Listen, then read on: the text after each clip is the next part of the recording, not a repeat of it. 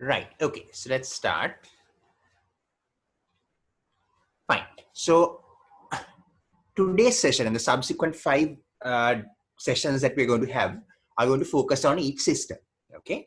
And as I told you yesterday, we'll have 2 sessions for the neurological examination because it's a bit more complicated than the other systems. And it takes a little bit more time for you to understand it. Right. Now, today we are going to talk about the cardiovascular system. Now, the discussion today is in 2 parts. The first part, which we'll do rather quickly, is just to revise the technique of examination. Okay, I know that you've already done this, but I also know that you don't remember any bloody thing about it. So we will just revise that so that when you go for your second appointments, you will have a fresh mind and you'll be able to practice these techniques. So the first section is going to be on techniques and the proper method of examination. The second part of the discussion is something which is rather new to you, and that is about the physical signs and how to interpret these physical signs in relation to the cardiovascular system. So let's start off. Any questions again you have, just post it on the group. Make sure that you make the questions visible to everybody so that everybody knows the question and I can answer that at points during this discussion. Fine. Hi. Now, basically, talking about the examination technique, any examination technique commences, or the routine or method commences with a proper introduction and an explanation of the procedure to the patient. Now, this is very important, and even though you do this every single day, it is still important. Okay? And sometimes you forget this, especially at the exam. Make an exam in your routine clinical practice also, make sure that you introduce who you are and you explain the procedure, what's going to happen to the patient, okay, during your examination. The next thing is you need to ensure proper positioning and adequate exposure. Now, for example, cardiovascular systems examination should be done with the patient propped up at 45 degrees, okay, as is the respiratory system examination, okay. Adequate exposure is important, right? And this is especially true for the abdominal examination, where you have to ensure adequate exposure. Then what you do is you stand back and perform a quick visual inspection of the patient. And there are certain physical signs that will be obvious just by looking at the patient. So therefore, this inspection is very important, just a scan of the patient to see whether you can spot any obvious clues. And also look around the patient, not only at the patient, because there may be clues in the surroundings as well. Right.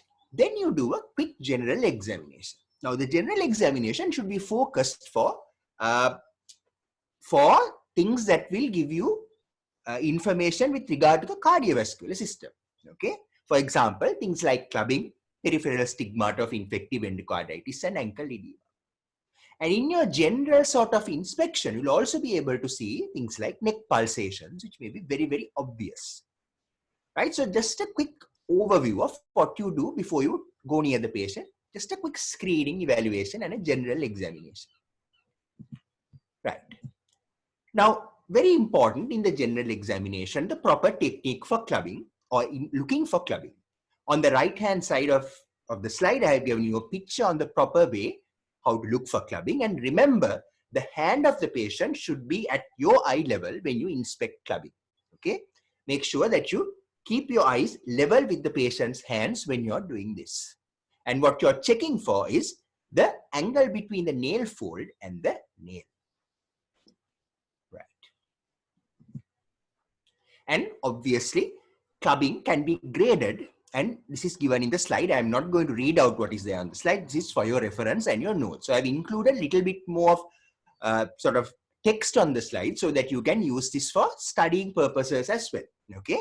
And basically, you're looking for, there are various grades of clubbing that you need to understand.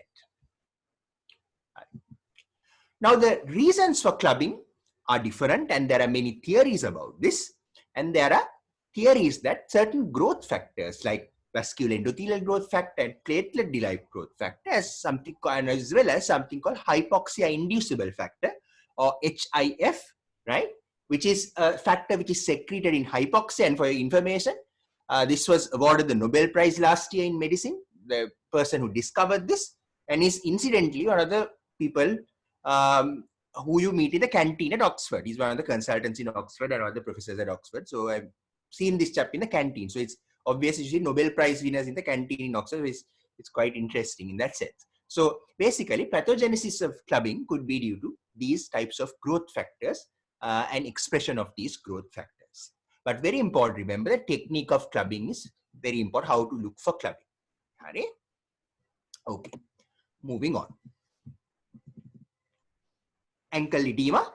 Again, in the picture, I've given you the right place where to look for ankle edema, right? It is just above the medial malleolus, and make sure that you keep sustained pressure for a time period of 10 seconds, okay? Keep sustained pressure over the bony prominence just above the medial malleolus for 10 seconds, then raise your finger and then look for indentation or depression in this area, and that is called pitting, okay?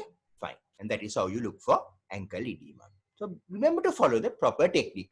Tappara 10 kiyane tappara 10. 10 seconds means 10 seconds, and don't take shortcuts. These are important principles of examination.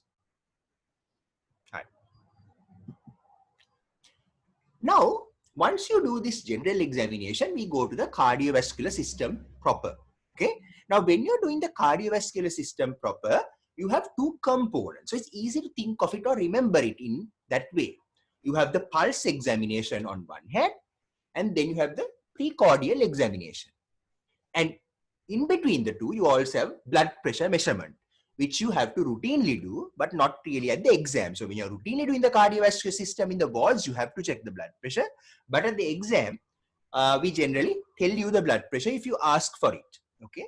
So generally, these are the two broad components, or the pulse examination and the precordial examination plus the blood pressure measurement. Okay. The pulse examination can be divided into two further components: arterial pulse examination and venous pulse examination. Okay. And I have just listed, and all of you know this, I'm just revising this for your benefit. In the arterial pulse examination, you look for rate, rhythm, character, specifically examine for collapsing pulse, then look for radioradial and radiofemoral delay. So that is the arterial pulse examination. Then you have the venous pulse examination. So arterial pulse examination, venous pulse examination. These are the components of the pulse examination. Make sure that you examine the arterial pulse in the proper manner and look at the picture. Okay. So it's the patient's hand should be flexed at the wrist, as you can see me holding with both hands. These are very important. These are just basic principles. The moment you touch the patient, we know how experienced you are in examination. So the wrist is slightly flexed, right?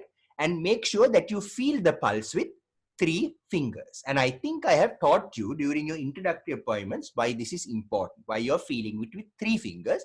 If you don't remember, please try to find out. Okay, so wrist slightly flexed and you feel the radial pulse with 3 fingers. So very important. These pictures also you can take. Don't put these on the internet or anything, for your personal use, to remind you of the critical techniques when you're examining the cardiovascular system. I am give you pictures for all the systems as well. Like a video is important because I have only given you pictures of the most important techniques. So remember this. Fine. Moving on. This is the proper way to examine the collapsing pulse, and look at the way my hands are positioned. Okay. You can see my left hand with my thumb on the brachial pulse, and the right hand with the palm of my hand, that is the metacarpal regions of the palm should be touching the radial artery. Okay. And then with one swift movement, single movement, you lift the hand off the bed. Okay, lift the arm off the bed. Okay, so make sure the position of your 2 hands are important. Okay, so one finger should be on the brachial artery pulse, the other hand should be on the radial pulse, and the metacarpal bones, or at least the palmar surface, should be touching the radial pulse. Okay, to a point where you can just lightly feel the pulse. Okay, and then you lift it with one important, that you lift it with a single movement, and make sure that you don't, and write this down very clearly, don't change the pressure at these 2 points. So the 2 points that you're holding are the brachial pulse and the radial pulse. Don't change the pressure at these points. Using one single movement, just raise the upper limb off the bed. Okay, so make sure, watch this picture again. The two positions I'm keeping my hands on, and the important thing is one single movement. Don't change the pressure at the radial area or on the brachial pulse. And if the patient has a collapsing pulse, when you raise the upper limb, you will feel a very strong pulse at both of these areas, at the radial area as well as the brachial area. At those two areas, you will feel a very strong, prominent pulsation. Right. So collapsing pulse, frequently when people come for the exam, we have seen in wards, you don't do this very well. So make sure that you follow these steps. Keep your hands in the proper way. Use one single movement. Don't change the pressure at the radial area and the brachial area. Good. So let's move on. And this is the final step, as I told you. Raise it 90 degrees to the bed. Okay. And again, I emphasize, don't change the pressure at these two areas. Okay. Same pressure that you were holding in the previous position, in the resting position. You lift it up to 90 degrees, and then don't change the pressure at these 2 points. The 2 points would be the hand over the radial pulse and the finger over the brachial pulse. And you will feel a very prominent pulsation if the patient has a collapsing pulse. Right. So that's the radial pulse. So rate, rhythm, character, and collapsing pulse. This is the proper technique of how to feel the carotid pulse, usually with the thumb slightly upwards and lateral from the thyroid eminence. Okay, somewhere there. All of you know this, just for revision. Then this is the radio-radial. You're looking for radio-radial delay. And this is looking for radio-femoral delay. Now, when you're doing the examination, as well as at the exam, you have to expose the femoral artery. Never do it over the clothes like I'm showing here, which is a wrong technique. But I didn't want to expose this patient because this is going to be used for educational material. Patient was not willing to be exposed. So that's why I'm using my fingers over the trousers. But remember, at the exam, make sure you expose the patient's femoral artery when you're doing the radiofemoral. Poddak kalisama pahat karla etana hold the pulse there. Okay? Fine. So radiofemoral delay. And you know that radio-radial and radiofemoral delay can occur in certain conditions, which we'll discuss in a while. So arterial pulse examination completed with the examination of the peripheral pulses. Okay, dorsalis pedis and posterior tibial, which I have shown in these pictures. Dorsalis pedis pulse. Look at the surface marking of the pulse using this picture. Okay, it's right between these two tendons. You can see the tendon going to the big toe and the tendon going to the second toe. If the place, the depression in between these things at the dorsum of the foot is where you get the dorsalis pedis pulse, and there you get the posterior tibial pulse. Fine. So that's the arterial pulse. So you examine the arterial pulse looking for the rate, right? The rhythm. Okay. Examine for radio-radial delay, radio-femoral delay, collapsing pulse. So there we go. And then look at the peripheral pulses, especially the dorsalis pedis and posterior tibial. Okay. I hope this is a good revision for you because you already know these. Pictures important. Don't share these, please. Don't put this on any sort of common sites. It's just for use for your batch. Okay. Right. Jugular venous pressure is difficult to assess for a medical student. And we don't expect you to measure the jugular venous pressure in your clinical evaluation. Okay. But you should be able to look for two things. Okay. One is you need to differentiate the jugular venous pressure from a carotid pulse. Okay. Now, sometimes you will see in the neck several pulsations. So that are pulsations.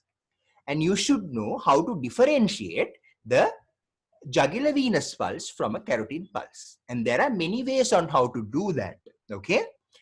And obviously, the easiest thing to look for is the palpability of the pulse. If it's a carotid pulse, you can palpate it. That's one way of differentiating. And the second thing is compressibility. You can compress and get rid of the jugular venous pulse, but you can't do that for the carotid pulse. Okay. So look for palpability and compressibility. Okay. And that's easy how you differentiate the jugular venous pulse from the carotid pulse.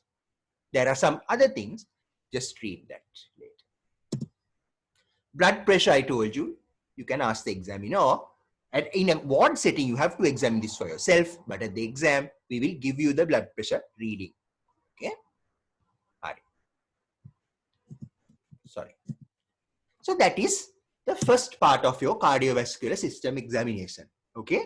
Where we did a general examination, general impression, went to the pulse examination. In the pulse examination, we had an arterial pulse examination and a venous pulse examination. Arterial pulse examination, starting with the radial pulse, techniques are important. Where you hold your hand, patient's hand is important. Rate, rhythm, character, the proper technique of collapsing pulse I have shown you, and then radioradial, radiofemoral delay, other pulses like carotid pulse, dorsalis pedis, and posterolateral pulses. And then we went on to the jugular venous pressure and then the blood pressure measurement. Then we move on to the precordial examination. And the precordial examination consists of 3 steps: inspection, palpation, and auscultation. Again, you know all of this. Inspection, I have given you a list of things that you look for. Chest wall deformities, visual pulsation, surgical scars, for example. Inspection. Palpation, important thing to do is first locate the apex beat and describe the character. And this is how you locate the apex beat. You use 3, now watch this very carefully, use 3 fingers to get a rough idea of where the pulse, the apical pulse is. Again, write down very clearly, I think I might have taught this to you before as well. The apex beat means the most lateral, that is the most lateral and inferior point where you can feel the cardiac impulse. I repeat that. The definition of the apex beat is the most inferior and lateral point where you can feel the cardiac impulse. Right? හොඳටම දැනෙන්න තැන නෙවෙයි. It is not the best place where you can feel. It is the most inferior and lateral point where you can feel the cardiac impulse. Use 3 fingers to get a rough idea of where the apex beat is located and then localize it to your middle finger. Okay, so use 3 fingers first like that and then finally locate it with your middle finger. And then using 2 points, you will describe the location. One, as you already know, is the mid-clavicular line. Okay, mid-clavicular line. And then the other one is go from the sternal, sternal angle and count the rib spaces. So you know that the intercostal space corresponding to that would be the second intercostal space. Count down and locate the apex beat. Okay, so 3 fingers first localize it and then try to be precise, put it onto your middle finger and then count along the mid-clavicular line and get the rib spaces by going through the sternal angle, which corresponds to the second intercostal space. So describe the location and the character of the apex beat. Now there are various characters of apex beats.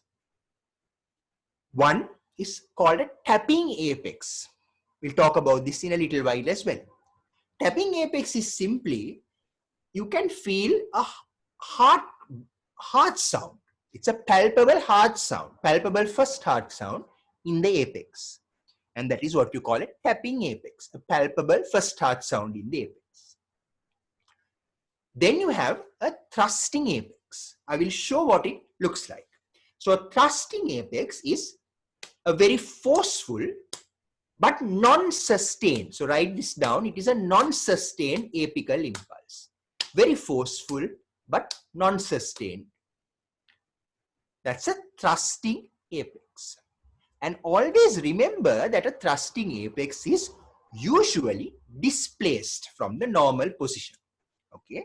So thrusting apex simply means a very forceful but displaced apical impulse. Okay. That impulse is usually displaced from the usual position. Then you have a heaving apex, which is a sustained, forceful apex. You can see the difference. Thrusting, heaving. Okay. Heaving. So that's a heaving. This is a thrusting. And this is a heaving. So the heaving apex is a forceful but sustained apical impulse. It is a sustained. Word is important. It is a sustained apical impulse. Okay. And usually this heaving apex is a non-displaced apex. It usually is in the same position. Okay. It is not displaced or deviated. Okay. So going back to the principles then of palpation, locate the apex beat, describe the character. Okay. Character would be normal, tapping apex, thrusting apex, which is a forceful but non-sustained apical impulse, which is usually displaced. Heaving apex, which is a forceful sustained impulse, which is usually non-displaced. Okay, fine. Then you feel for thrills, Lamai.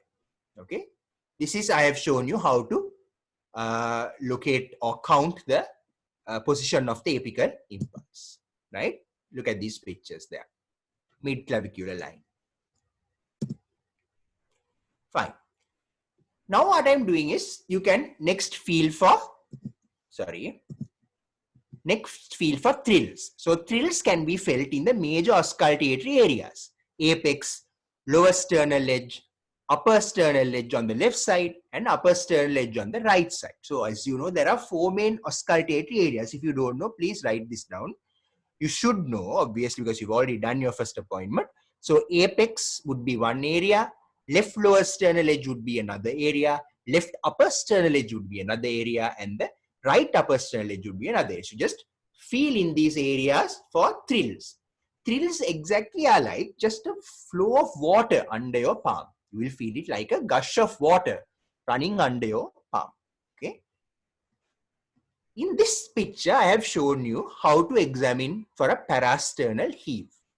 Parasternal heave basically means a palpable impulse, cardiac impulse along the left sternal edge.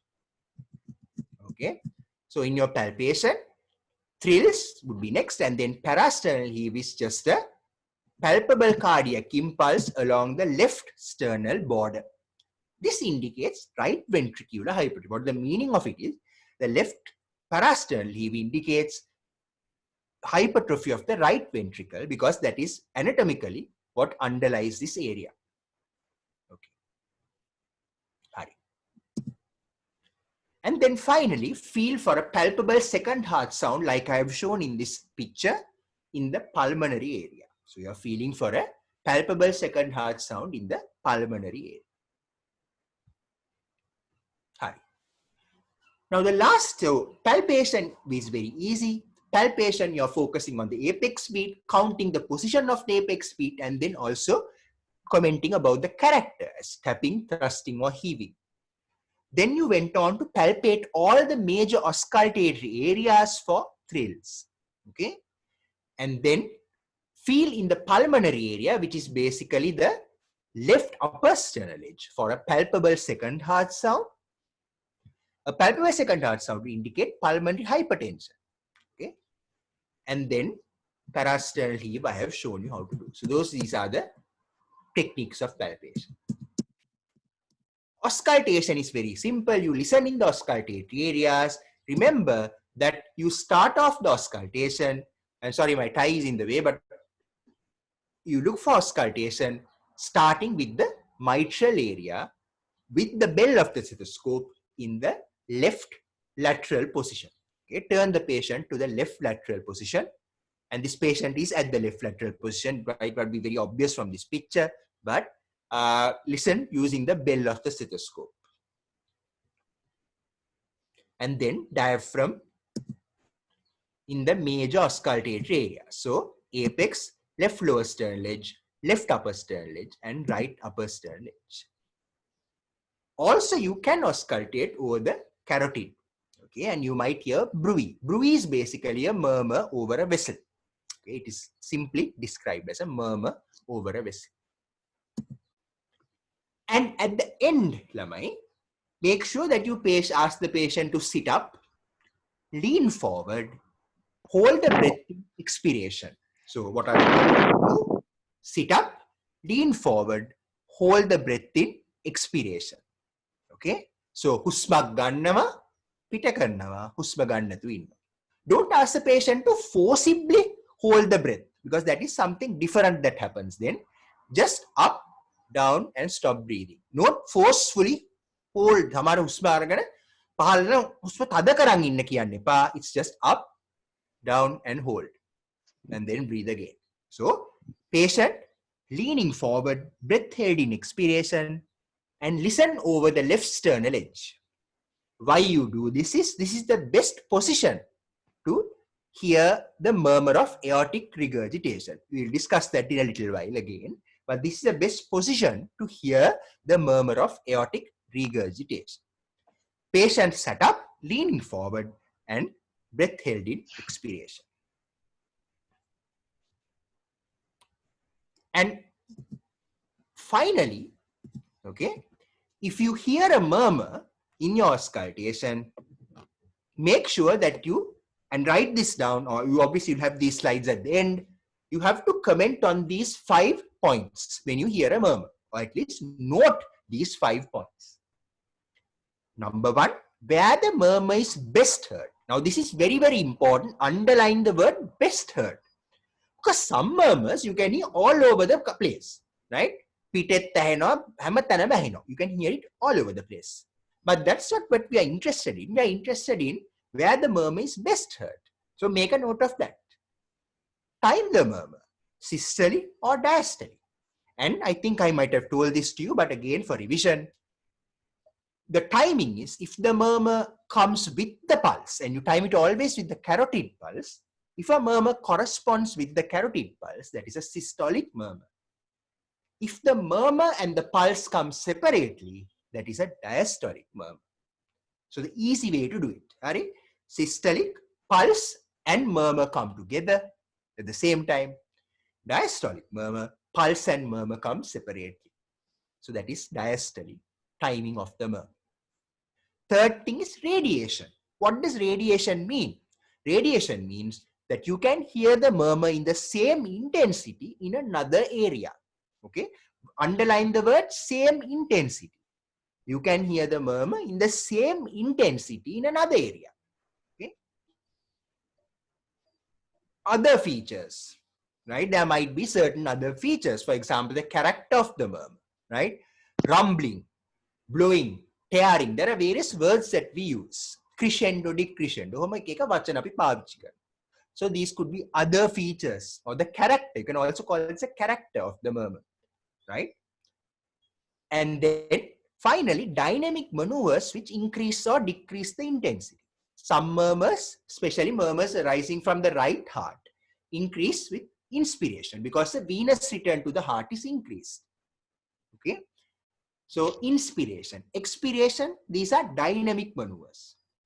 Valsalva maneuver is a dynamic maneuver. We don't usually do that. It has a use in a certain condition, but we don't often do that. Exercise can be dynamic maneuver where sometimes some murmurs get, the sound gets louder when people exercise.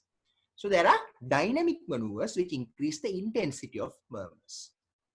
Right? So these are the characteristics that you have to note when you hear a murmur. Area that is best heard, again highlighting the word best. Timing of the murmur, whether it's systolic or diastolic. Radiation, whether it can be heard in another area in the same intensity. Other features like the characters, tapping or blowing or whatever, rumbling, dynamic maneuvers could be inspiration, expiration, or Valsalva, for example. Okay, so that is the first part of this discussion where we talked about physical examination technique. So just to revise what we have discussed, we talked about the cardiovascular system examination. And please post any questions if you have any questions from the technique, anything that you might have learned in your first appointment you found a bit confusing, where what we taught in the department and what somebody else taught might be contradictory. All these things you can ask and I will clarify them for you. But make sure you post it for the entire group to see. Right? Okay. So then, so you start off with a general examination, impression, okay? And then you move on to the cardiovascular system proper, which is pulse examination, blood pressure examination, and precordial examination. Pulse examination is arterial pulse and venous pulse examination. Arterial pulse examination is rate, rhythm, character, collapsing pulse, radioradial, radiofemoral delay, and peripheral pulses and other pulses. Jugular venous pressure, just to identify the jugular venous pressure, is adequate. Okay, moving on, then we go on to the blood pressure and then the precordial examination. Precordial examination is inspection, palpation, auscultation. Palpation is apex beat, feeling for thrills, parasternal heave, and second heart sound. Okay, palpable second heart sound. Auscultation, listen in the auscultatory areas in the maneuvers that I described, starting with the left lateral position with the bell, ending with the patient bending forward and breath held in expiration. Right? And for a moment, you have to talk about the look where it is best heard, whether it's a systolic or diastolic, other characteristics, radiation, and also whether there are any dynamic maneuvers, for example, inspiration, expiration, that increase or decrease the intensity of the. Okay. Sachit, could you explain the difference between collapsing pulse and bounding pulse? So, collapsing pulse basically is when you elicit the pulse in that way that I showed you, okay, the pulse gets more prominent. A bounding pulse just refers to a high volume pulse. And yes, as I forgot maybe to mention that you have to mention the pulse volume as well. Remember that the pulse volume is best assessed in the central pulses like the carotid pulse. Okay, Chandu. In PEEP, some people say look for dextrocardia with both hands. In medicine, I don't think that's really necessary because it will be really cruel for us to give you a dextrocardia patient. Sanjay. So could you tell a little bit more difference between tapping and thrusting? So tapping is a very localized cardiac impulse. Okay, it's a very localized and you can feel it like a, it's basically like a palpable heart sound. Okay, dap dap wage, you can feel it onto your palm. A thrusting apex is basically a more forceful apical impulse. You can feel the apex there, like the cardiac muscle coming and hitting your hand, and it is a very forceful and non-sustained. So it just goes and heaving apex is forceful, but it is sustained, sort of pushes your hand up. Pikum, so is it necessary to auscultate lung base and live in every case? No, it's only if you have time. This is at the exam, only if you have time. In the ward, you will be doing this anyway, because you're doing all the systems. But in a short case, if you have time only, you can look for the lung bases and the liver, because these are features of heart failure. Purna. Do you need to look for collapsing pulse only in high volume pulse? Ideally, yes, Purna. If you detect a normal or high volume pulse, that's when you look for collapsing pulse. It will be obviously silly to look for collapsing pulse if you can't feel the pulses and the pulses are low volume and just barely palpable. So that's a good observation. Hi. So shall we move on then? Now we come to interpretation of physical signs. Okay. Now this is something which has not been taught to you. It should have been taught at some point in your modules, but I know that it hasn't. So that we'll go through this now. How do you interpret physical signs?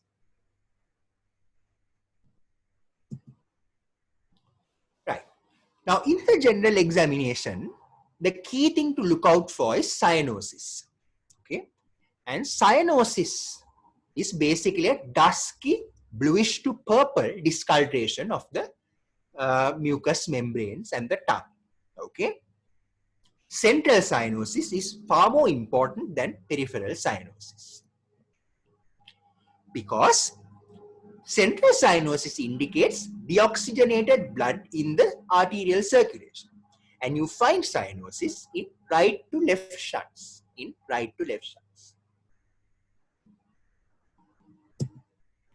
Clubbing is very important for cardiovascular system, and clubbing is seen in cyanotic heart diseases. Okay, clearly you see clubbing in every cyanotic heart disease. You also see clubbing in infective endocarditis, but usually the clubbing in endocarditis is mild. In cyanotic heart disease, you get really obvious pata clubbing. Okay, but in infective endocarditis, because it's a more acute process, it's only mild clubbing, so you have to be careful not to miss it. And for your information, clubbing is also seen in another cardiovascular condition called atrial myxoma, which you can write down. It's not on the slide. Atrial myxoma is a tumor in the atrium. It's a heart tumor. That also causes clubbing. And some of the manifestations of atrial myxoma are very similar to infective endocarditis. Right. In this patient, you can see, interesting to note that there is clubbing only in the toes, but not in the fingers. That's very clearly seen, either. Clubbing in the toes and not in the fingers. This is called differential clubbing. And it is seen in a very specific condition in a reversed patent ductus arteriosus. You see it in a reversed patent ductus arteriosus. Look at the picture on the bottom. Reversed PDA, there is a right to left shunt. If you follow the arrow here, you will see that. And now you can see that good blood, oxygenated blood is going to the hands through the subclavian artery. But deoxygenated blood is going now to the limbs. So the good blood is going to the hands through the subclavian artery. But because the PDA is causing a right to left shunt, it enters the lower limbs only, or sort of predominantly the lower limbs there. So you get clubbing in the lower limbs only. This is called differential clubbing. It's a bit of an interesting finding. Okay, it occurs in a reversal of a patent ductus arteriosus. Okay. Hari. Now, when you finish your examination of the cardiovascular system, you can diagnose several types of diseases. Okay. If I just list them out, please write this down. So basically you can identify for medicine, and these are important for your short cases as well in your final years. You have a certain list of things that you can diagnose with your cardiovascular examination. And this is undergraduate. One postgraduate kata karanne obvious reasons. Undergraduate. So you can diagnose Eisenmenger syndrome and tetralogy of Fallot very nicely through examination. Okay. But you cannot identify any of the other cyanotic heart diseases. Right? They are very difficult. You always need echoes to diagnose them. There are lots of other cyanotic heart diseases, but you can't examine them or diagnose them with examination alone. You need your investigations. But Eisenmenger syndrome and tetralogy of Fallot, you can very clearly diagnose. Right. You can also very clearly diagnose the valvular heart diseases. Okay, for undergraduate purposes, these would be mitral regurgitation, mitral stenosis, aortic regurgitation, aortic stenosis. Okay, and maybe tricuspid regurgitation also. I'll teach a little bit about that as well. ඔය ටික විතරයි. තව ඉතින් ඔය pulmonary regurgitation, pulmonary stenosis දෝ වගේ තියෙනවා. But ඔයගොල්ලන්ට undergraduates ලගේ we don't expect you to know how to diagnose. Okay, those are most postgraduate and actually very rare as well. Rare. I might have seen maximum of 2 pulmonary regurgitations in my life, or very clearly diagnosable ones, primary ones. That is. So, and pulmonary stenosis is a bit more rare as well. So, you don't need to know those. Fine. Then, you can also diagnose ASTs, BSTs in medicine. PDAs also, better medicine, but other than pediatrics, you'll get PDAs as well. Okay. So, these are the types of conditions that you can diagnose through physical examination.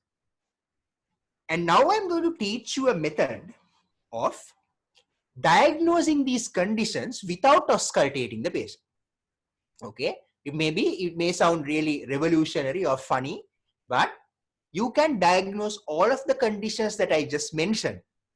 Eisenmenger-Toff, mitral tricuspid regurgitation, mitral stenosis, aortic stenosis, aortic regurgitation, AST and BST without using your stethoscope. Okay. And that is important. It's not difficult to do. It needs a little bit of practice, but it's not difficult to do. Auscultation we use just for confirmation. Okay.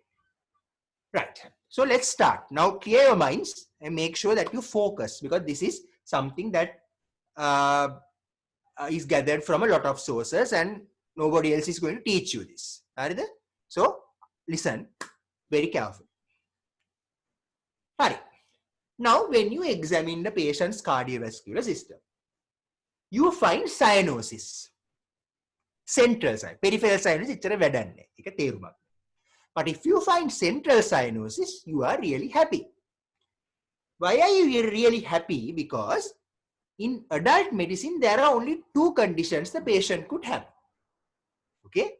You are exceptionally happy if this comes in your exam as well, because you have 50% chance of getting it right. Whereas the patient does not have cyanosis, you have about a 10% chance of getting it right, because there are lots of other conditions which are acyanotic. So if it's cyanosis, beautiful, you're wonderful, you're really, really happy.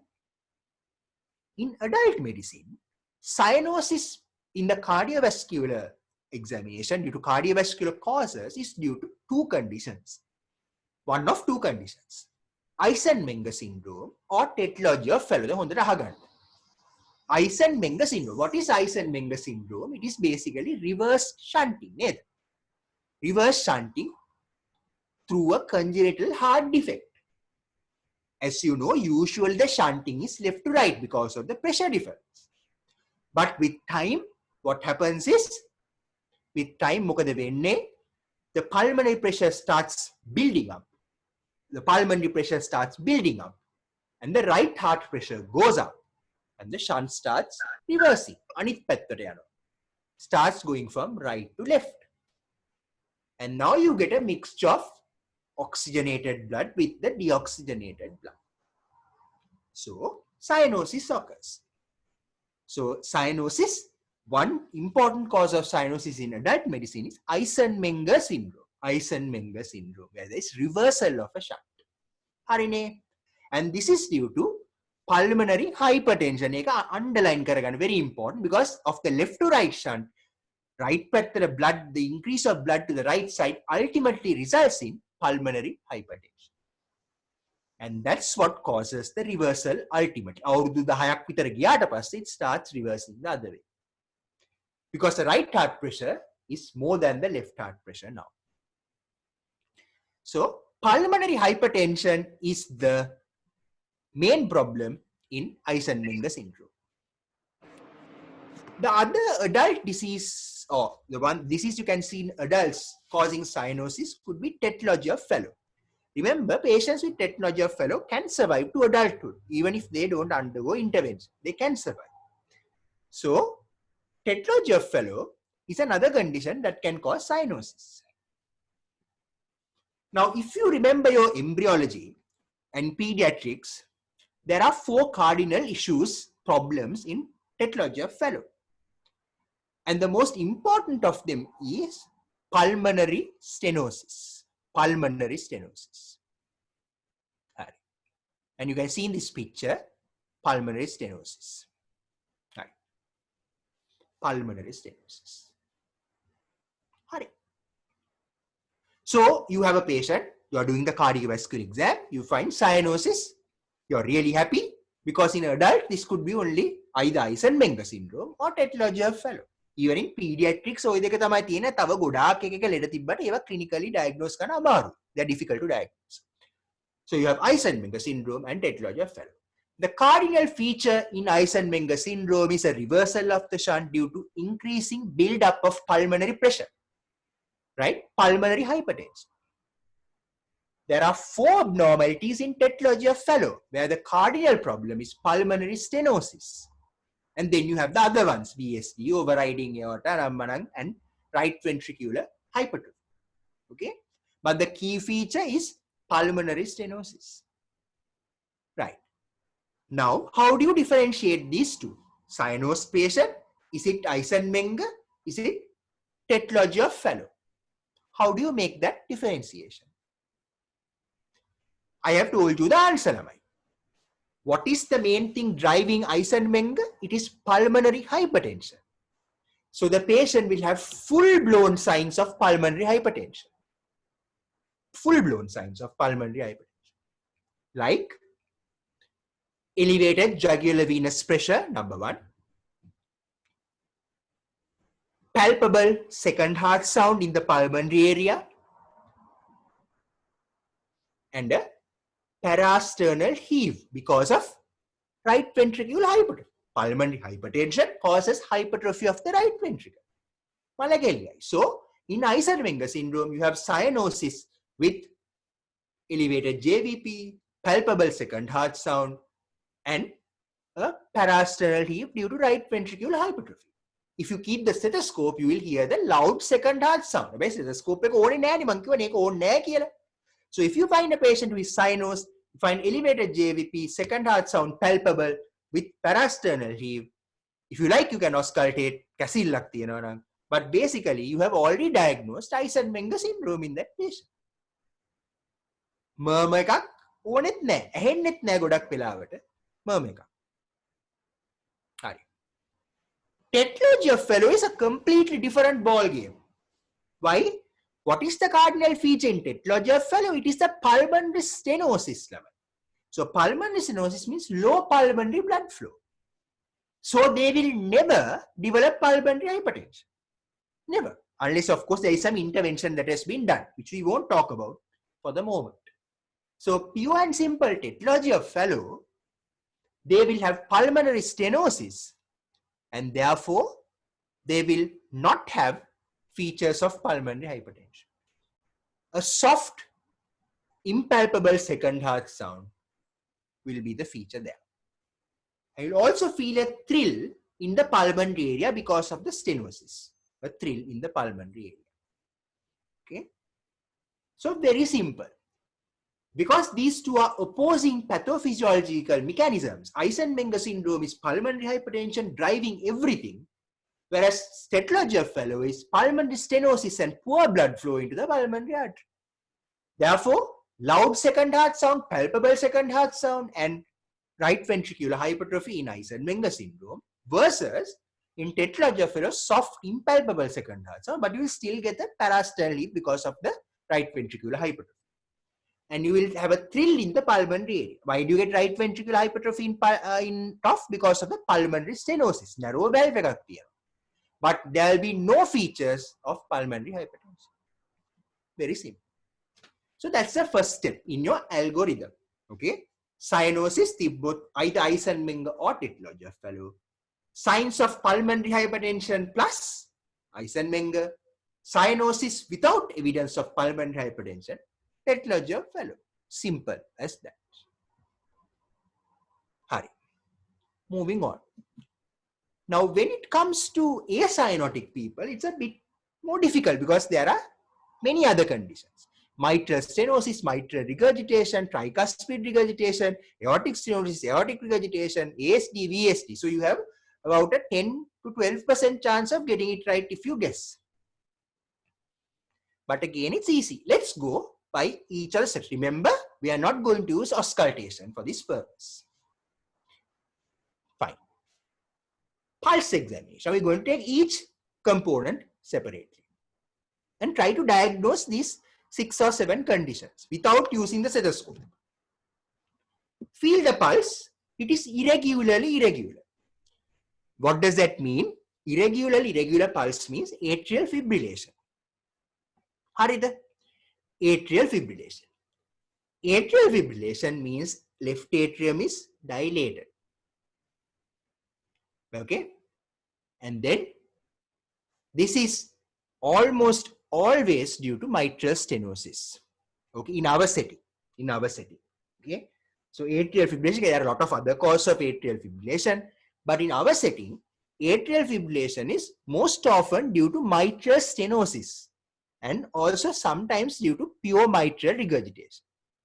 So in other words, මොකද අපිට කියන්න වෙන්නේ? If we feel the pulse and find irregular pulse, we are very happy. Why? Because this patient is very likely to have mitral stenosis and less possible to have mitral regurgitation as well. දෙකම තියෙන්නත් පුළුවන්. So very important, write that down, mark that down. Irregular pulse, AF තියෙනවා නම් you are very likely to be dealing with mitral stenosis or mitral regurgitation. Okay, especially mitral stenosis. Right. Then when you feel the pulse, if you feel a high volume collapsing pulse and also very hyperdynamic circle, එදා දිහා බැලුවම ඕක පේනවා. Pulse එක කොහොම ගහනවා. You can see this carotid pulse like that. Very bounding pulses, even the dorsalis speed. So this is another trick. If you can feel a dorsalis pedis pulse, that's a hyperdynamic or high volume pulse. Okay, well, that's the most distal pulse. සාමාන්‍යයෙන් එච්චර හොඳට අහුවෙන්නෙම නැති pulse එකක්. But if you feel it, that you are damn sure it is a hyperdynamic pulse. Okay, and a high volume pulse. So if you feel a high volume collapsing pulse, okay, and a very hyperdynamic circulation like that, you know you are dealing with aortic regurgitation. ඇයි මේ aortic regurgitation එකේ collapsing pulse එන්නේ? Because in aortic regurgitation, blood is gushing into the aorta. Gushing into the aorta කියන්නේ there is a peak wave like that. So blood gushing into the, and there's a peak wave like that. Okay. Then what happens? Because of the regurgitation, what happens to that blood? It suddenly comes right back in. So ඇතුළට ගියා, in the next minute it goes right back the other way. So in other words, you get a very high pulse and then it collapses. Okay, it suddenly collapses. Why? Because all the blood that gushes into the aorta, in the next second or millisecond, it just goes back. So if I demonstrate this, it goes up and then whoosh down.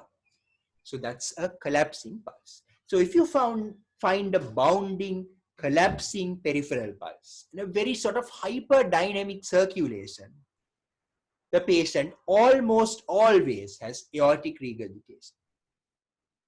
And there is another way that you can actually assess this blood going patas into the aorta and coming back in. Why? Because it is also going to be reflected in the blood pressure of the patient. මතක නේද? What do you check? Blood gushing into the aorta is, what is that? It is the systolic blood pressure. Blood gushing out of the aorta is the diastolic blood pressure. So what happens is the diastolic pressure starts dropping very rapidly, and they get a wide pulse pressure. So write that down. In aortic regurgitation, the patient gets a wide pulse pressure.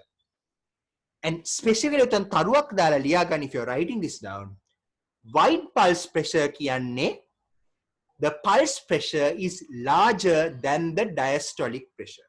Write that down very, very clearly. The pulse pressure is larger than the diastolic pressure. Now usually pulse pressure is 120, 80 kilowatt, it's 40. But in aortic regurgitation, it will be something like 120, 20. 120, 20. Pulse pressure is 100, but the diastolic pressure is 20. So the pulse pressure is wider or larger than the diastolic pressure. Very important, write that down. Right? So very nicely you can see this. Blood gushing in, blood gushing out. A very good pulse එකපාරට බොග් ගාලා එළියට ආවා, then suddenly it goes back. collapses. Collapses. Okay? Goes out, comes back. Goes out, comes back. So very, very hyperdynamic pulse. Collapsing pulse. Wide pulse pressure, which is larger than the diastolic pressure. Aortic regurgitation. There is no bloody doubt that the patient has aortic regurgitation. No bloody doubt. Alright? The other extreme of that is when you feel the pulse. Abhi me carotid එක අහුවෙනවා අල්ලනවා අහුවෙන්නේ. Right? Peripheral pulses you can't feel anyway. And very low volume, difficult to feel. Right? And it is slow rising. Slow rising. Okay? Slow rising. It is probably something like this. Okay? Slow rising. Slow rising. Slow rising ගැන උඹලා මේ දවස් ඉතින් වෙන වැඩක් නැහැ gym එකට වගේ ගිහලා weights කරනවා නම් when you are trying to lift something ඔහොම උස්සන්නේ. So when there is aortic stenosis, what happens? The pulse cannot මෙහෙම බෑ. Right? අමාරුවෙන් තමයි උස්සන්නේ. So that's called a slow rising pulse. So usual pulse, very nicely you can feel this. Slow rising pulse, especially this is well felt in the carotid pulse, goes like that. It's like you're straining to lift that pressure across the aortic valve. And also a very key feature is you get a carotid thrill in this condition. Carotid thrill කියන්නේ you feel a gush of blood under your fingers. So ඔය set එක හම්බුනොත් ළමයි you can be damn well sure that the patient has aortic stenosis. Narrow aortic valve, the pulse will be low volume, okay? It will be a slow rising pulse, and also there will be a carotid thrill because of turbulence. If you find these features, you can be damn sure it is aortic stenosis. You don't need to auscultate the patient. වැඩක් නැහැ. ඒක අමතක කරලා set එක visit කරන්න පුළුවන්. The last one is what you call a jerky pulse. It is not very important. It's a bit difficult for you to identify. But generally what you have is, if it's a high volume pulse, but without collapsing pulse, the cause is mitral regurgitation. So jerky pulse කියන එක කපා ගන්නව ලියන්න එපා. You say high volume pulse without collapsing pulse would be mitral regurgitation. Why do you get a high volume pulse in mitral regurgitation? Because of the volume overload. Volume overload. Okay. So very simple. From the pulse itself, we have diagnosed several conditions now. If you find a irregular pulse, diagnosis is clear, mitral stenosis. If you find a very high volume, hyperdynamic pulse, wide pulse pressure, collapsing pulse, all of these signs, you know it's aortic regurgitation. Because blood is gushing out into the aorta and gushing back in because of the regurgitation. In aortic stenosis, because the aortic valve is narrow, it's straining to push blood across it. So low volume pulses and a slow rising pulse. You might feel a thrill in the carotid artery. If it's a jerky pulse, that is also referred to as a high volume but non-collapsing pulse, probably it is mitral regurgitation. Okay, and this I have given you some notes about a collapsing pulse. So please read that.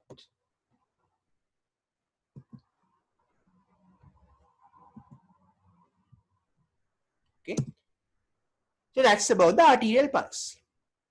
Then you have the jugular venous pulse. Okay, and just know how to identify a elevated JVP. Okay. Hurry. So now we have already diagnosed with good certainty AS, AR and MS and maybe MR also, right, to a certain extent. Then we go to palpation.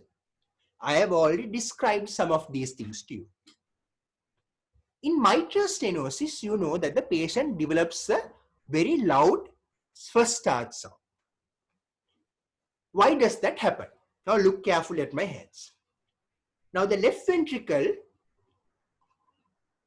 is, imagine it's being filled up with blood. What usually happens is the mitral valve leaflets float on this blood. The blood piranakota, the mitral valve leaflets just float, and come together. Right? Just float and come together. But in mitral stenosis, because the ventricular filling is compromised, what happens is, it suddenly has to snap shut. Okay? Because it can't float, because the blood flow into the ventricle is compromised. The valve leaflets can't float on the blood and gradually close. It should suddenly close. So that causes a very loud first heart sound because of the sudden close or snapping of the mitral valve leaflets. Okay? And that's what generates a tapping apex. As I described earlier, tapping apex is a palpable first heart sound in the mitral area. Okay? Palpable first heart sound in the mitral area. Okay. Now we move on to mitral regurgitation. Now in mitral regurgitation, what you have is blood regurgitating across the mitral valve. But with time, what happens? This causes a vicious cycle of volume overload into the left ventricle. Then every single time a little bit of blood is regurgitated from the ventricle. The blood that was regurgitated comes back in the next cycle. So, what happens is there is a progressive volume overload of the left ventricle. So the left ventricle becomes progressively volume overload because all these are regurgitated of blood. It comes back again onto the left heart with every single cardiac cycle. So you get volume overload. And when you get volume overload of the left ventricle, it causes a thrusting apex. So write that down, thrusting apex. And as I described to you earlier, thrusting apex means a displaced and forceful cardiac apical impulse. It is non-sustained. So, very important, remember a thrusting apex, mitral regurgitation due to volume overload. So, when you feel the apex, if it's in the axilla, for example, apex is so displaced, it is in the axilla and it is thrusting, you can feel it very, very forcefully. You know that the diagnosis has to be mitral regurgitation. Okay. Or it also could be oya condition ekama vena thawa ekak thamai. What is the other condition that can cause this? Aortic regurgitation. So if you have a thrusting apex, it could be either mitral regurgitation or aortic regurgitation because of the volume overload. Volume overload. In aortic stenosis, because the valve is very narrow, right, the left ventricle has to give a lot of force to push blood across it, right? Lot of force to push blood across it. What happens is then the left weights karana, what happens is then I can't show off my muscles are non-existent. So I'm not going to do that. But basically what happens is the left ventricle becomes hypertrophied, okay? And then very forceful, very forceful, and that's basically what it causes. And remember, if you're trying to lift a weight now, it's like a major weight, lot of resistance across the valve. It causes a heaving apex, Oh. Thrusting apex, volume overload. Okay, heaving apex is pressure overload. So write the word down. It is pressure overload, and that is aortic stenosis. So heaving apex is a non-displaced, sustained, forceful apex. And if you find that, the patient very likely has aortic stenosis. Alright. Now putting all of that together. If you find a patient with irregular pulse and a tapping apex, what is the diagnosis? Now remember, we have not auscultated the patient. Tapping apex, irregular pulse, mitral stenosis. Why the tapping apex? Because a loud S1, because a valve has to close or bang shut. It can't float on the filling of the ventricle. Okay, because the ventricular filling is compromised in mitral stenosis. Number 2, very high volume pulses, wide pulse pressure, hyperdynamic circulation, right? Collapsing pulse, a displaced forceful apex or a thrusting apex. What is the diagnosis? Aortic regurgitation. Difficult to feel pulses, carotid thrill, okay? Slow rising pulses, sustained pulses, that is, and that with a heaving apex, diagnosis aortic stenosis.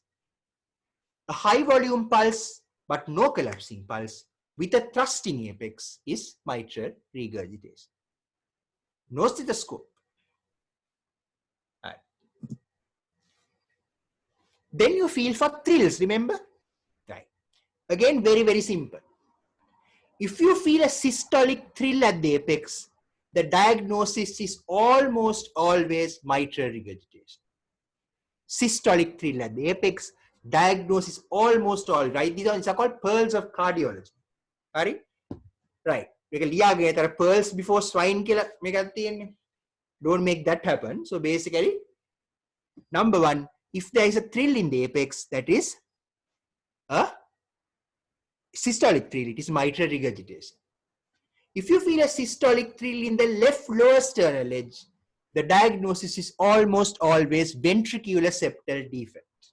Okay, diagnosis almost always ventricular septal defect.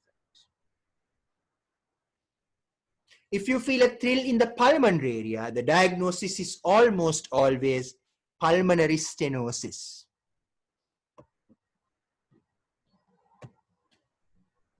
And we have already discussed, if you feel a parasternal heave, that is just evidence of right ventricular hypertrophy. Okay. Now remember, we are adding, we are adding as we go to our diagnosis. Fine. So very simple, we have diagnosed almost all the conditions without auscultation. The monodapy kalla tiyenne, just revision now. If the patient is cyanosed, we are very happy. Why? 50% chance of getting it right. Cyanosis could be due to Eisenmenger syndrome or tetralogy of Fallot. What differentiates that is Eisenmenger syndrome, the driver is pulmonary hypertension. So you get full-blown kana pulmonary hypertension in Eisenmenger syndrome. Palpable second heart sound, elevated JVP, parasternal. If you have cyanosis without pulmonary hypertension, murmurs, diagnosis is tetralogy of Fallot. You might feel a pulmonary stenosis thrill and a murmur there as well. Fine. Cyanosis rare. By when we are still not using the stethoscope. Mitral stenosis, we can easily diagnose with irregularity of the pulse, irregular AFT, it's very likely it's MS. And MS tapping apex. Easy. If you see the pulse, peripheral pulses all are bounding, hyperdynamic, collapsing pulse, right? And wide pulse pressure. That coupled with a displaced forceful apex or a thrusting apex due to volume overload, sure aortic regurgitation. When aortic stenosis, peripheral pulses are very weak, slow rising pulse, carotid thrill, okay? A heaving apex beat. You don't need to auscultate. Aortic stenosis. Mitral regurgitation. Peripheral pulses are very prominent. Okay? Peripheral pulses are very prominent, but there is no collapsing pulse. Apex is significantly displaced. You might feel a thrill in that area. Apical thrill. Then, no doubt, the diagnosis is mitral regurgitation. If you feel a thrill in the left lower sternal edge, it is almost always PSD. ASD, if you don't find anything significant up to auscultation in the pulse or precordium or anything, it is probably ASD. It's not a very good way of differentiating it, I know, but ASTs generally are rare and you don't get them for the exam as well. Okay, so that is a rule in our department. We usually don't give ASTs for medical students at exams. So by then ඒකත්තර ප්‍රශ්නයක් නැහැ. හරිද? Now to add a little bit more, I want all of you to, for homework, look at a video of something called a CV wave in the jugular venous pressure. A CV wave, and look at a video on YouTube. Unfortunately, this video in this presentation doesn't seem to work. Our JVP elevated video CV wave. If you, that is the most important physical sign of tricuspid regurgitation, not the auscultation. Okay, CV wave is the most important point of tricuspid regurgitation.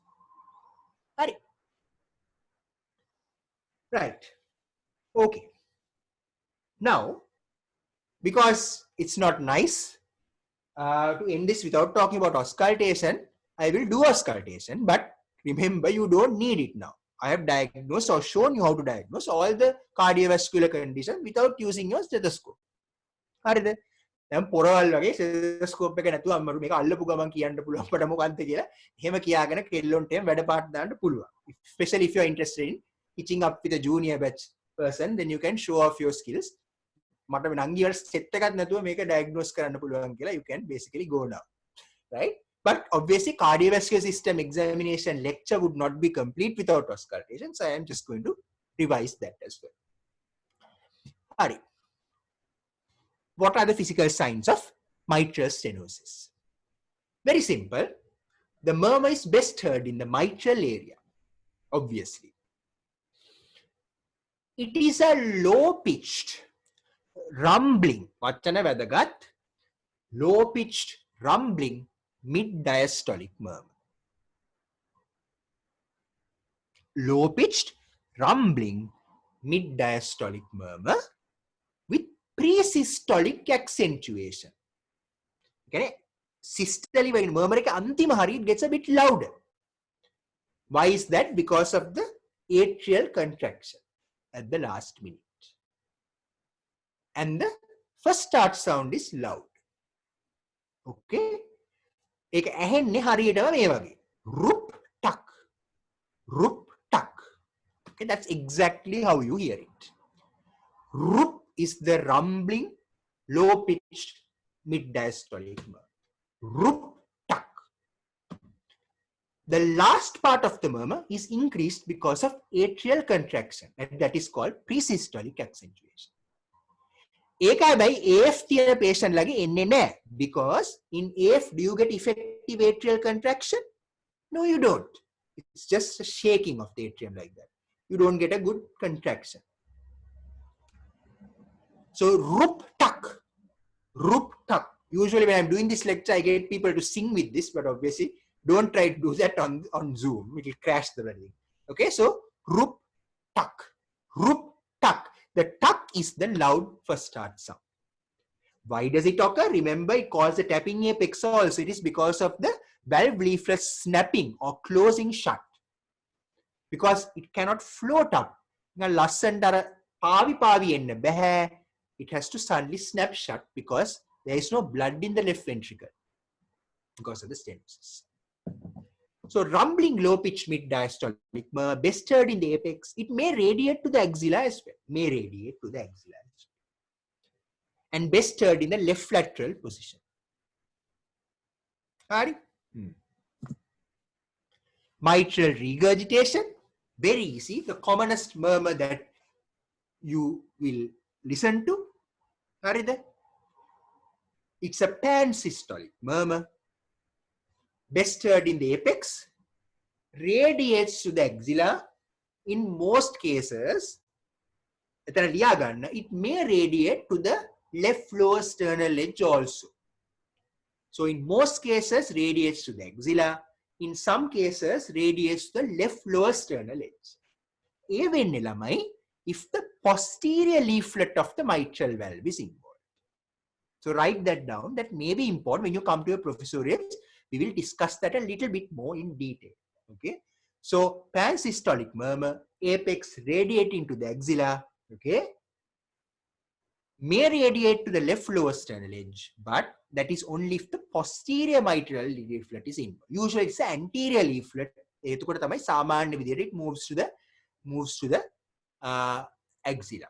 Otherwise it radiates to the left lower sternal edge.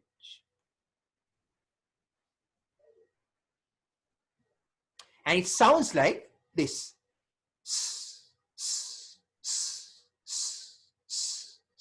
Okay, sounds like that. It's a long murmur. Aortic stenosis is an ejection or a short systolic murmur in the aortic area, radiating to the carotid. Remember, radiation you have to hear it in the same intensity, radiating to the carotids. Short systolic murmur. The MR sounds like that. Aortic stenosis sounds like okay. There is another sound which is a bit different. I'll teach that later. Hi.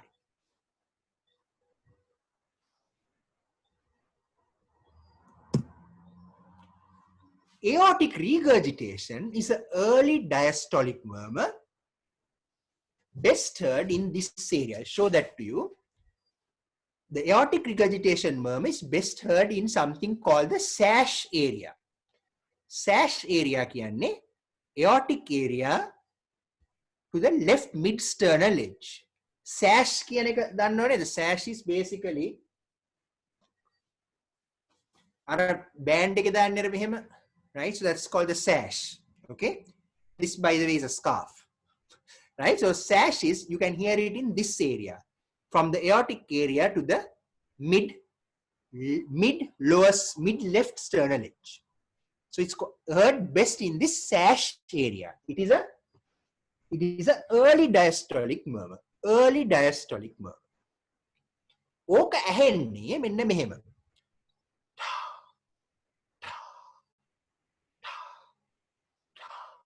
It's like an expiratory sound. ඒ වගේ තමයි. Okay, so that's aortic regurgitation. දැන් බලමු ආයි mitral stenosis. Rup tuck. Low pitch rumbling mid diastolic murmur in the mitral area, loudest one, might have presystolic action. Mitral regurgitation, mitral area radiating to the axilla, pansystolic murmur. Aortic stenosis, ejection systolic murmur, aortic area radiating to carotids. Aortic regurgitation in the sash area, aortic area to mid-sternal edge. Okay, and that is due to, and that sounds like a very soft. And remember how you listen for it? I showed you a picture. Leaning forward, breath held in expiration. ASD එච්චර වැඩක් නෑ. Don't worry too much about that. But remember, it causes fixed splitting of the second heart sound. Remember that from your cardiovascular module. And VSD, basically the murmur is best heard in the left lower sternal. It's a very loud murmur. Heard all over the place, but underlying the word, it does not radiate. It does not radiate, but it's heard everywhere. The difference between radiation is you have to hear it in the same or almost the same intensity in another area. Make a හැමතැනම ඇහුණට it doesn't radiate. So VSD is a pansystolic murmur, left lower sternal edge.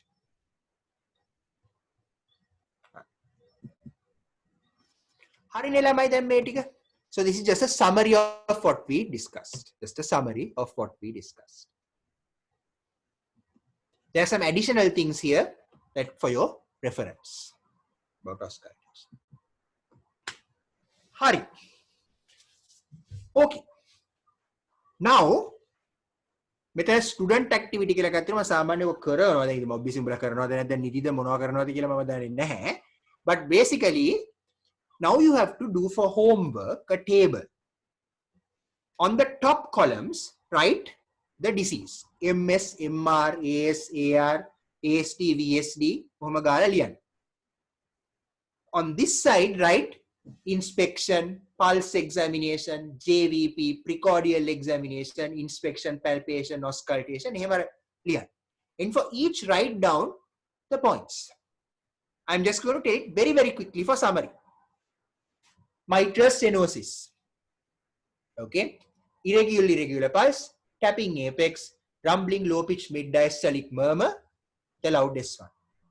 Mitral regurgitation, bounding pulse but no collapsing pulse. Thrusting apex, displaced volume overloaded apex, thrill in the mitral area with a pansystolic murmur radiating to the axilla. Aortic stenosis, difficult to feel, low volume pulses, slow rising pulse. Okay. Carotid thrill,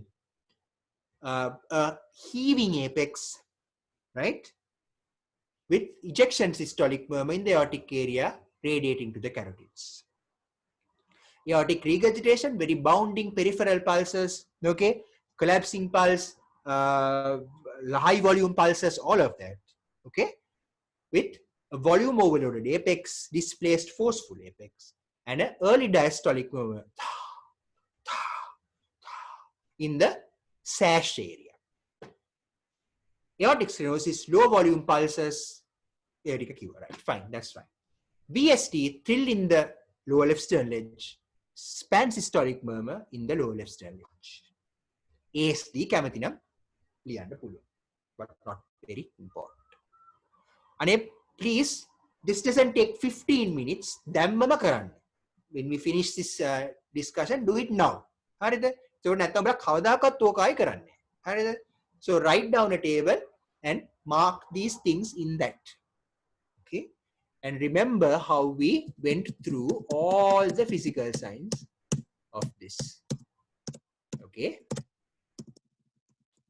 Cyanosis, how to interpret the differences between Eisenmenger and Toff, and then using the pulse,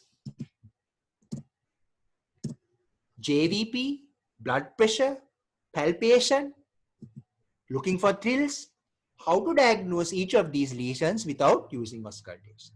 Then finally, we went through the auscultatory findings. Okay, auscultatory findings. Mitral stenosis, the murmur occurs due to flow across the mitral valve during diastole. So it is a mid-diastolic murmur, rumbling, low-pitched. Mitral regurgitation is during systole that the valve leaks back, and that is a pansystolic murmur radiating to the axilla. Aortic stenosis, it is due to ejection of blood into the aortic valve or across the aortic valve. So it's a ejection systolic murmur in the aortic area, radiating to the carotids. And aortic regurgitation, leaking of the aortic valve during diastole. So it is a early diastolic murmur in the aortic area and the sash area. VSD is a pansystolic murmur in the left lower stage. Okay, so that is it. And please write the table down and also look for on a video a CV wave. CV wave. Okay, I'll try to share a link with you on the classroom thing so that you can look at that.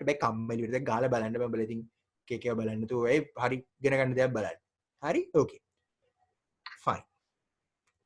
Right. So please ask any questions if you have any on the interpretation of physical science.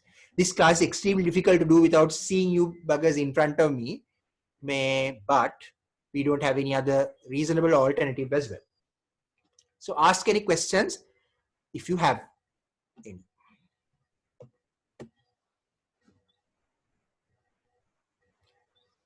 Okay.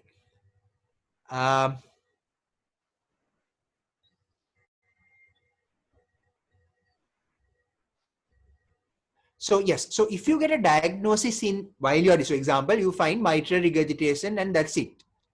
Do you still have to complete auscultation by getting the patient to sit up and bend? That's a very good question. Because you are undergraduate medical students, we expect you to complete the routine. So I think I might have told this to you. If I not, listen. At an undergraduate level, the main objective of giving you marks or whatever is, or the proficiency that we expect from you is the perfect technique, complete routine. right? Perfect technique, complete routine, no shortcuts. So even if you don't find a murmur before that and make a diagnosis, you still have to complete the routine, and you get marks for completing the routine. Okay, and also don't worry if you can't make a diagnosis. If you have got your technique perfect, then you will still pass. Okay, you won't get a lot of marks, but you will still barely pass at least if you get your technique perfect but still get the diagnosis wrong. We'll talk about this a little bit more when you come to professorials, how your short cases are marked and so on. Purna, yes, you need to comment about the grading of the murmur, and please refer any standard textbook will give you how to grade a murmur. And grading is usually for systolic murmurs only.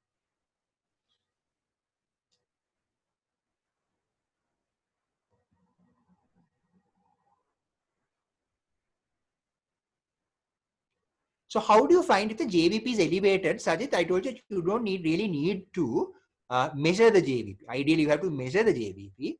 But if you see the JVP become in the 45-degree angle, you can say that it's increased. You don't have to measure it.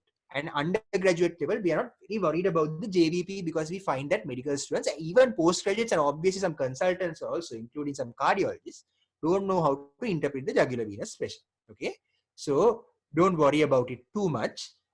If you can't interpret it, just if it's visible in the 45-degree angle, patient pushes in the 45-degree angle, then it is elevated kila kiyanna puluwa, right? But don't worry about interpretation. There are only a very few clinicians who know how to interpret the JVP. I can still remember when we were medical students doing our second appointment, we did it with Dr. Bandula Vijayasirivardhana. He was an excellent clinician, very strict person, but excellent clinician. He's now in the private sector. And he took a class for us on the jugular venous pressure for 2 hours.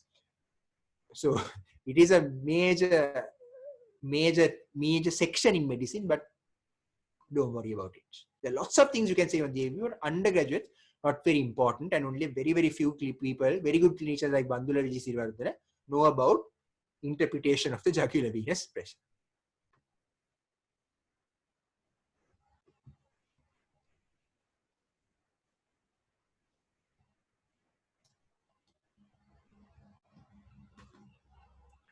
Okay. Hi. So if there are no further questions,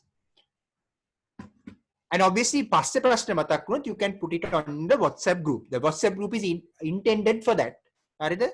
For you to ask questions. Ekapata matak wena parata prashna dana.